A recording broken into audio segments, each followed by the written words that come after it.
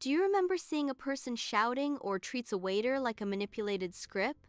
Or a driver who cuts through traffic as if the other cars are just obstacles in a level? In our modern culture, we call it the main character delusion. The belief that you are the lead character or hero of reality, and everyone else is just a non-player character or NPC, existing only to move your story forward. But what if I told you that this delusion isn't just a personality flaw, it's a biological trap, and the cure, humility, isn't just a moral choice, it is a physiological necessity for your survival. Psychologically, this is rooted in the spotlight effect. We overestimate how much the world is watching us, which leads to a hyperfixation on our own needs. When you view others as NPCs, you stop empathizing. But here is the cost. Every time you treat someone as an object, you trigger their social threat response. You are literally spiking the cortisol levels of the people around you. You become a walking source of biological stress, creating a toxic environment that will mirror back to you. Now, look at the biology of decency.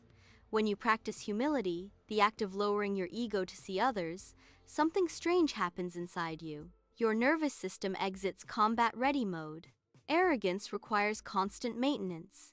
It keeps the amygdala on high alert, scanning for perceived insults.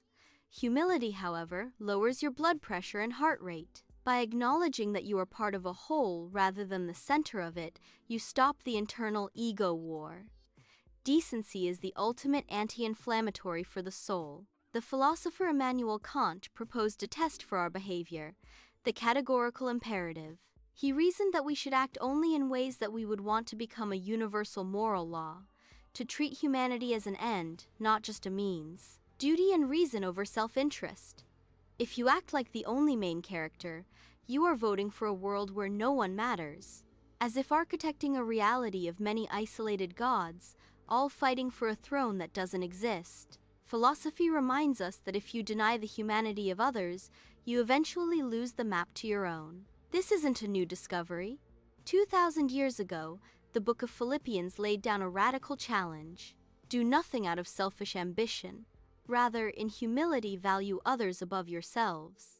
This is the upside-down kingdom. True power isn't found in being served, it's found in the strength it takes to serve.